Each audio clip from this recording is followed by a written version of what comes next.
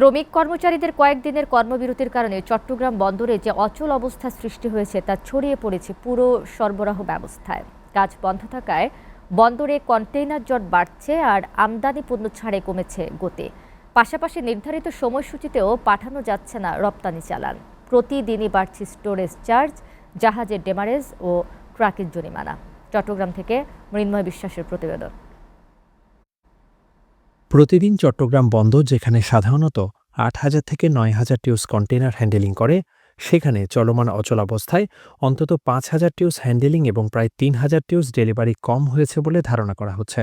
এর প্রভাবে বন্দরের ভেতরের এবং আশেপাশের ইয়ার্ডগুলোতে তীব্র জট তৈরি হয়েছে, আর ৫,০০০-এর বেশি আমদানি ও রপ্তানিমুখী পণ্য বোঝাই যানবাহন আটকা পড়েছে। মিছিলসহ নানা কর্মসূচিতে কয়েকদিন ধরে উত্তাল বন্দর এলাকা। আন্দোলনকারীরা বলছেন, এনসিটি বন্দরের সবচেয়ে লাভজনক টার্মিনাল, এখানে বিদেশি ব্যবস্থাপনার কোনো প্রয়োজন নেই।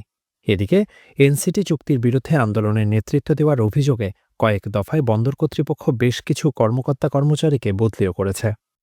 বন্দর ব্যবহারকারী এবং চট্টগ্রাম বন্দরের কর্মচারী সকল ধরনের শ্রমিকরা চট্টগ্রাম বন্দরের আমাদের এই আন্দোলনকে স্বতঃস্ফূর্তভাবে সমর্থন দিয়েছে।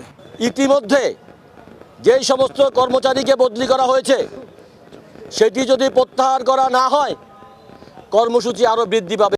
এই অচলাবস্থার প্রভাব পড়েছে বেসরকারি কন্টেইনার ডিপোগুলোতেও। Bangladesh inland container depot association BICDA কর্তৃপক্ষ জানিয়েছে, গত কয়েকদিনে আমদানি রপ্তানি মিলিয়ে কার্যক্রম ৪০% বেশি কমেছে।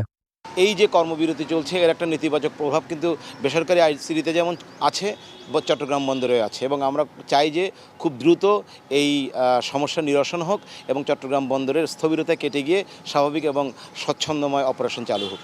এদিকে শ্রমিক দলের ডাকা কর্মবিরতিতে অচলাবস্থার পর এই আন্দোলনের পেছনে বিশেষ মহলের ইন্ধন আছে কিনা সেই প্রশ্ন তুলেছেন চট্টগ্রাম বন্দর কর্তৃপক্ষ।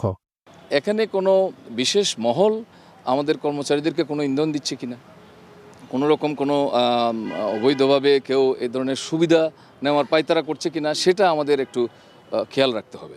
কারণ আমরা চাই বন্দর সার্বক্ষণিকভাবে খোলা থাকুক, ভোক্তারা সঠিক রকম সেবা পাক এবং দ্রব্যমূল্য যেন স্থিতিশীল থাকে, বিশেষ করে রমজানের আগে। রমজানের আগে এ ধরনের আন্দোলন সঠিক হচ্ছে না বলেও মনে করছেন বন্দর কর্মকর্তারা।